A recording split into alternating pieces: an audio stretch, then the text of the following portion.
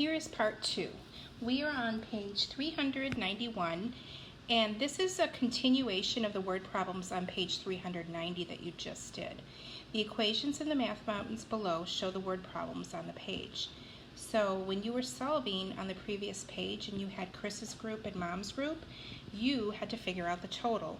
So what you do here is you go ahead and you fill in the 140 that you answered on the previous page. At the top of the Math Mountain is the 140.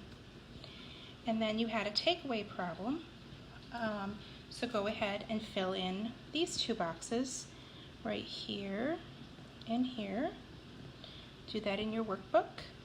And then we also had put together take apart. We had the juice boxes with Allison's class and Taylor's class. Go ahead and fill in the boxes on your own. And then Allison put some juice boxes on the tables, the rest were in the cooler, so fill in the boxes for what goes there.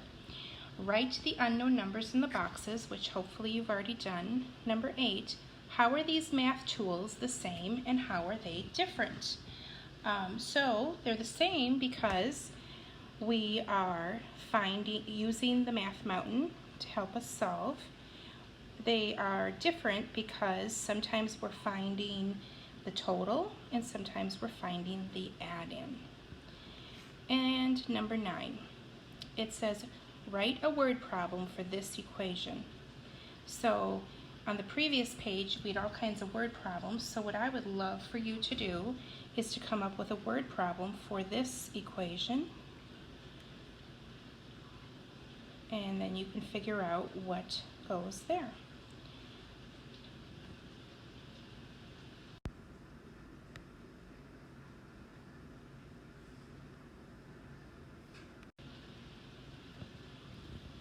On page 392, an expression, so we talk about these math expressions all along this year. An expression is a combination of numbers, variables, and or operation signs. Expressions do not have an equal sign. An equation is made up of two equal quantities or expressions. An equal sign is used to show that the two sides are equal. So we have the first one, 8 equals 5 plus 3.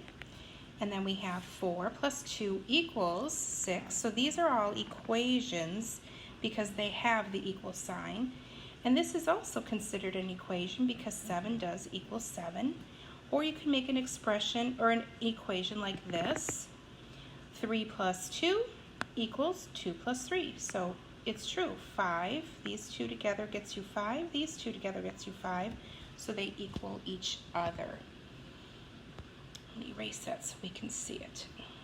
Okay, the is not equal to sign looks like this.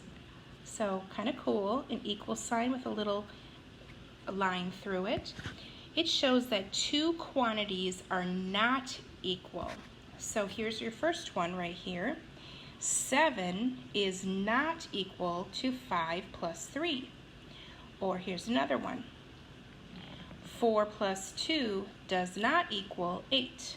7 does not equal 6. And 5 plus 2 does not equal 1 plus 1 plus 3 because this side equals 7. This side equals 5, so they do not equal each other. So now it's your job to use the equal sign to write 3 equations and vary how many numbers you have on each side of the sign. So what they mean by vary is in the examples up at the top, sometimes they had 1 number on the left, 2 on the right, sometimes 1 on the left, 1 on the right. So kind of mix it up is what they're looking for on this one. So go ahead and show some equations. They want you to show 3 different equations on the line. And I'm going to give you a moment to do that.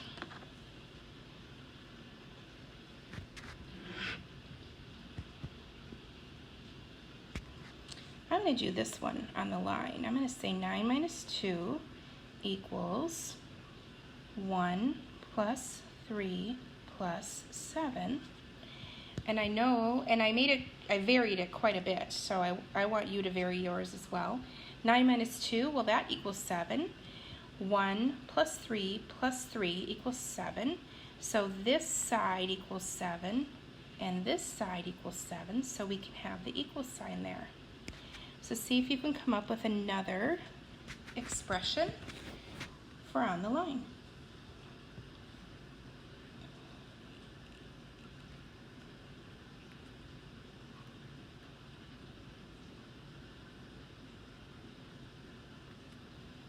And I made another expression. 20 is equal to 21 minus 1.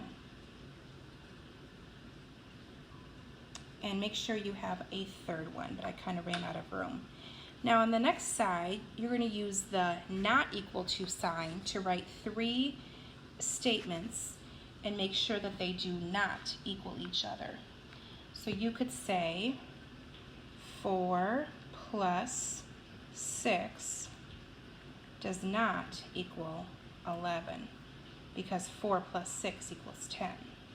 Or you could say 17 minus 10 does not equal 10 because this side over here equals 7 and this side over here is 10, so they do not equal each other. Or you can keep it really simple and you can do 12 does not equal 7. Number 12. 160 equals something plus 90. If you're having a hard time getting an idea of how to solve this, here's what you could do. You could make a math mountain, put the total up here, put the 90 here. Now think about what the add-in would be for right there. And if you thought 70, you are right, because 70 plus 90 is 160. Notice on all of these, we have to make the number sentence true. Okay, let's go to number 13. 30 plus something does not equal 120. So we can still use a math mountain. Okay, the total is 120. And add-in is 30. Now it says it cannot equal 120. So we know that 90, that's supposed to be a 9. We know that it should be 90. So you can put anything you want except for 90. You can put 0. You can put 100. You can put 91. If you put 90, then the statement will be false. You need the statement to be true. So I'm going to put a 30 here because 30 plus 30 is 60 and it does not equal 120. Number 14, 150 minus something gets you 70. So again, Math Mountain kind of helps. You can also use tens and 10 sticks. So 70 goes here, what goes here for the other add-in? Keep in mind, you can also use what you know about 15 minus 7 equals 8. If you put the 0 back on each of these, it's going to be 80. And number 15, something does not equal 140 plus 70. 140 minus 70. Well, I'm going to use what I know about 14 take away 7. I know that's 7. So 140 minus 70 is going to get me 70. So in this box, it cannot be 70. So you can choose any other number to go there. And I'm going to go with 10. It's because 140 minus 70 does not equal 10. Now, for number 16 and 17, write equal or not equal to make a true number sentence. So 80 plus 20 plus 40 is either equal to 90 plus 50 or is not equal to 90 plus 50. So step 1 for I think would be to put these two numbers together. 80 plus 20 is 100. let's put these two together. 100 plus 40 is 140. So the left side equals 140. And what's 90 plus 50? It's 140. So we can put the equal sign there. The next one says 80 is either equal to 60 minus 20 or 80 is not equal to 60 minus 20.